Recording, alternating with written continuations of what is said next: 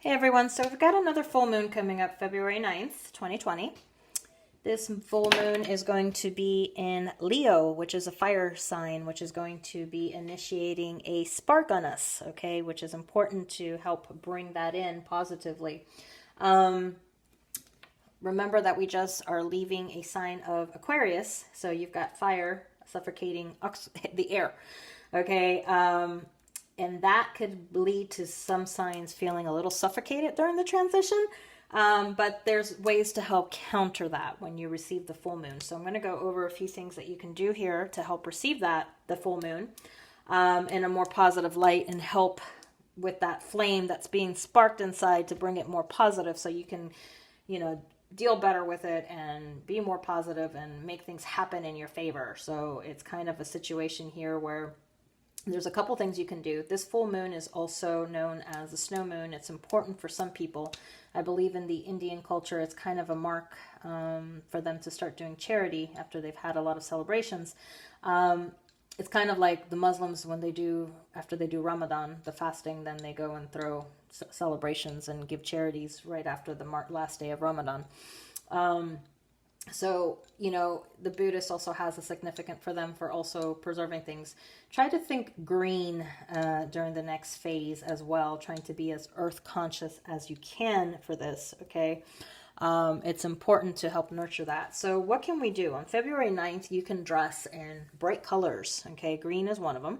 You can wear some bright colors, sparkly colors, anything bright, nice, that puts you out there, okay, like bright pinks, so I would say fuchsia pink, bright purples, bright orange, bright whatever colors you like to wear, something bright, something happy, because that's going to help bring that happiness into you, okay?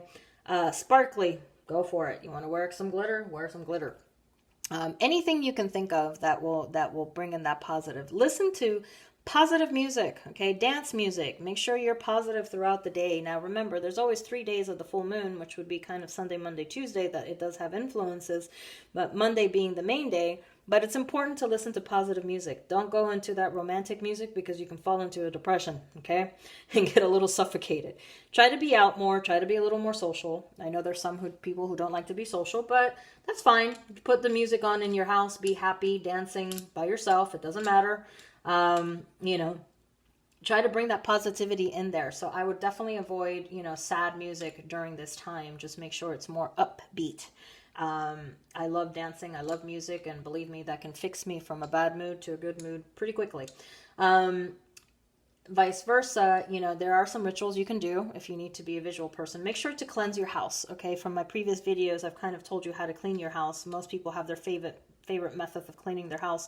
Do a bath, do some type of cleansing for yourself as well. You can also do a ritual that is bringing in the 4 elements. For example, water. I like to use blue for water. I like to use red for fire. White, obviously, for air. And then I don't have brown candles that I would usually use for earth, but I do have orange that can also represent that for earth right now. I also use this one for fire, okay? So it's kind of a dual purpose right now, but what really matters is your intention. You can also use all white candles if you have to.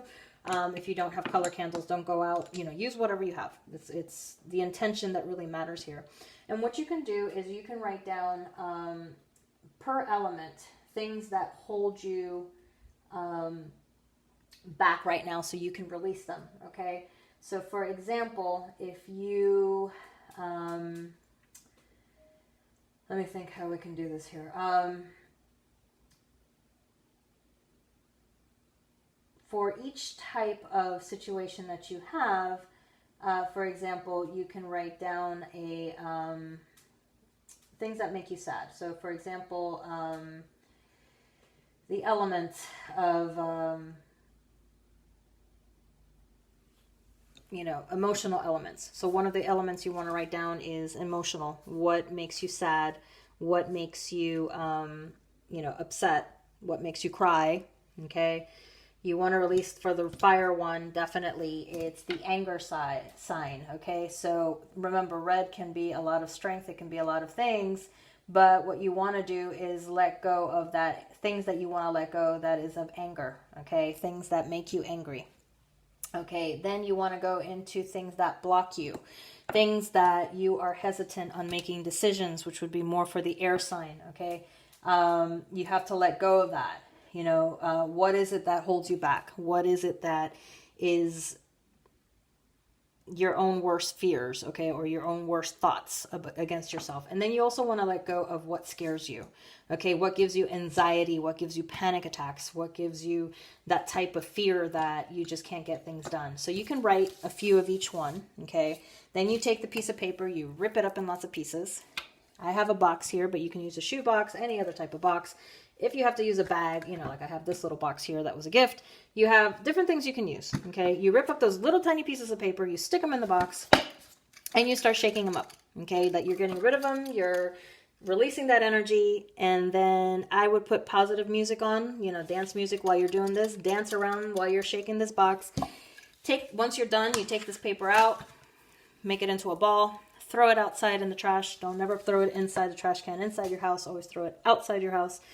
I like to burn things. That's just my personal thing. So I will take it, I will put it in a fire safe tray and put it in there. I will always have water next to me, and I will light that baby on fire, burn it, wait for it to cool down. Once I have the ashes, the fire's out and the ashes are left, then I throw those ashes to the air so that it can disappear. Okay, those are things you can visualize. So, you know, try to remember it's important to be positive, to welcome, you know, this full moon in Leo, because it's something that you're going to have a spark. So you want to be as positive that it motivates you and gives you the positivity that you need to accomplish your goals, because the same thing with fire, it's a fire burning within you. You don't want it to be the negative where you're just, you know, pessimistic for every single thing or afraid for every single thing. So we want to release some of that, and you want to welcome it as positive as you can for this new full moon coming up. So I hope this helps, and we'll talk to you next time.